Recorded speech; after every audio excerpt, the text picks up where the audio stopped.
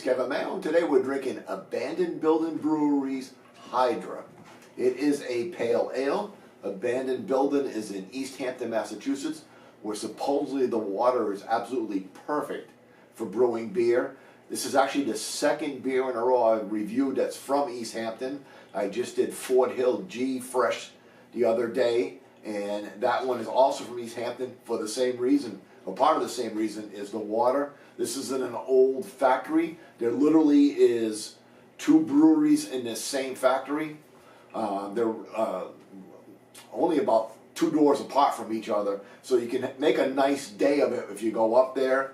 It's 5.5% alcohol by ABV, and it tells us this is a rotating hop experimental pale ale.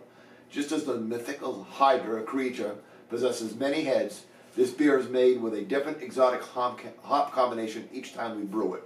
It was canned on 1/24. This is February 4th, so it's only 10 days old.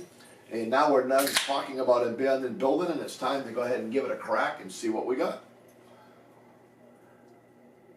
As always, if you like the reviews, please subscribe. We're always looking for new friends. And go ahead and leave comments because we love talking about beer.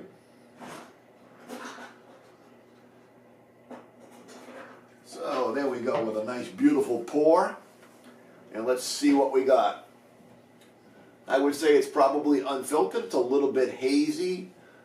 Not a lot of combination. I got some bubbles streaming up through it. It's a nice dark yellow and a fairly bright white head on it.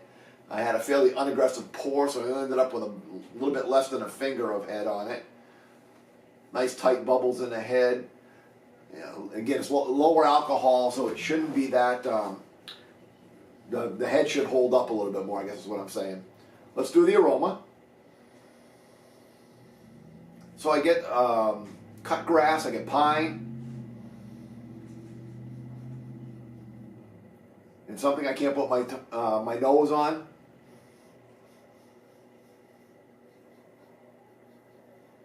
Cut grass, pine, I don't know, I can't. But it's a nice, pungent aroma. Not a lot on the malt backbone. I'm not picking up a lot on the malt background on this one.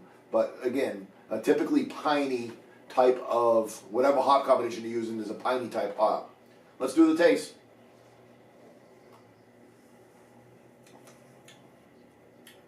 So, definitely get that pine. And I do get a nice malt on the malt background, and actually I get it on the back end. Sometimes, usually you get the malt on the front end. This time I kind of got it on the back end.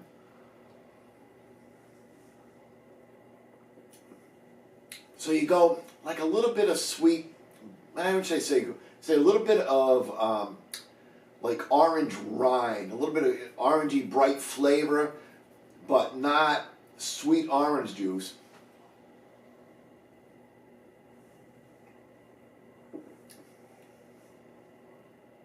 Then the pine, and then the malt. And it does finish quite bitter. I don't know what the IBUs are on it. I don't think it tells us on this. I didn't see it anywhere. But it does finish quite bitter. The back end of it is pretty robust. They're calling this a pale ale. 4 or 5 years ago, we would have called this an IPA. But now it's a pale ale. Tastes have changed. Things are much more extreme. But anyway, this is real crushable. Very, very nice. Lots of flavor. Lots of classic flavors with the pine, a little bit of grapefruit or orange. Not overly bitter. There is some bitterness. It finishes quite dry. It's nice. Well, of course, it's nice and fresh. It's not even 2 weeks old, so that's awesome. Solid. Just a solid. Oh, I shouldn't even say solid. It's a really drinkable beer.